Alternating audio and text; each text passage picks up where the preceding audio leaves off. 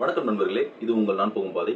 இன்னைக்கு நாம துரை செந்தில்குமார் இயக்கத்துல யுவன் சங்கர் ராஜா இசையில சூரிய அவர்கள் நடிச்சு வெளிவந்திருக்க கருடன் படத்தை பத்தி தான் பார்க்க போறோம். கருடன் ரொம்பவே க்ளோஸா இருக்க ஒரு திக் ஃப்ரெண்ட்ஸுக்குள்ள ஒரு சண்டை வந்து அவங்க ரெண்டு பேரும் பிரிஞ்சு போற மாதிரி நம்ம 1000 கதைகளை பார்த்திருப்போம். இதுவும் அந்த மாதிரி ஒரு கதை தான். ட்ரைலர் பார்த்தவங்களுக்கு நல்லா தெரியும். இந்த கதையை ஆல்மோஸ்ட் கெஸ் பண்ண முடிஞ்சிருக்கும். கெஸ் பண்ணக்கூடிய கதை தான் இது. என்னன்னு பாத்தீங்கன்னா, ஒரு லேண்ட் மேல ஆசைப்படுற ஒரு மினிஸ்டர் அந்த லேண்டை அபகரிக்கிறதுக்கு ஒரு டீமை கொம்பை அப்படின்ற ஊருக்கு அனுப்புறாரு. அந்த அந்த ஊர்ல இருந்து அந்த டீம் வந்து இந்த க்ளோஸ் ஃப்ரெண்ட்ஸா இருக்க இவங்களுக்குள்ள ஒரு சின்ன கலகம் மாதிரி ஒன்று உண்டு பண்ணி இவங்ககிட்ட அந்த எப்படியாவது அந்த பத்திரத்தை வாங்கணும் அப்படின்ற ஒரு முயற்சியில் இருக்காங்க.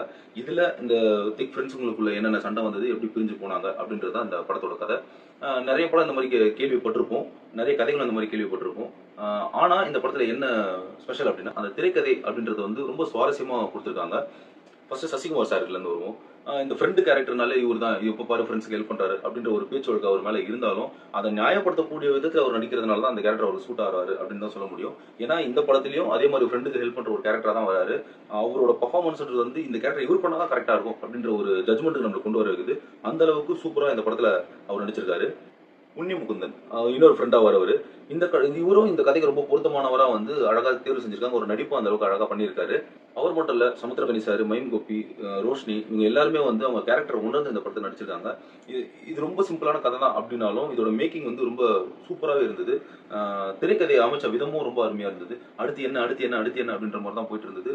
அதே மாதிரி டிஓபி ரொம்ப சூப்பராகவே பண்ணியிருக்காரு.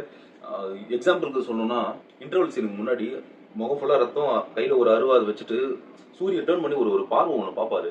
அந்த ஃப்ரேம் அது தியேட்டர்ல பாக்குறது அப்படி இருந்தது. இது தாண்டா சினிமா அப்படின்ற மாதிரி ஒரு ஃப்ரேம் அது. அந்த அளவுக்கு பிரம்மாண்டமா காட்சிப்படுத்தியிருக்காரு சூரி சார்.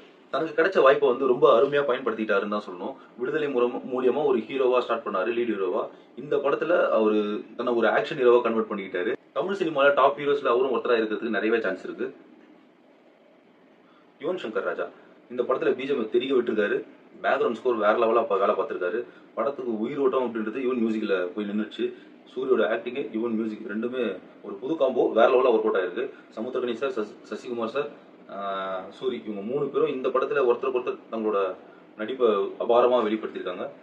இன்னும் ஸ்பெஷலா சொன்னா ஸ்டண்ட்டுக்கு போய் பண்ணவங்க ஒரு சூப்பர் டூப்பர் ஒர்க் அவுட் பண்ணியிருக்காங்கன்னு தான் சொல்ல முடியும். இன்டர்வல் ஃபைட்டா இருக்கட்டும், இன்டர்வலுக்கு அப்புறம் சசிகுமார்னு ஒரு தனி ஒரு ஃபைட்டை ஒன்று கொடுத்துருப்பாங்க. கிளைமேக்ஸ் ஃபைட், இது 3த்துலையுமே பயங்கரமா விளையாடிருக்காங்க.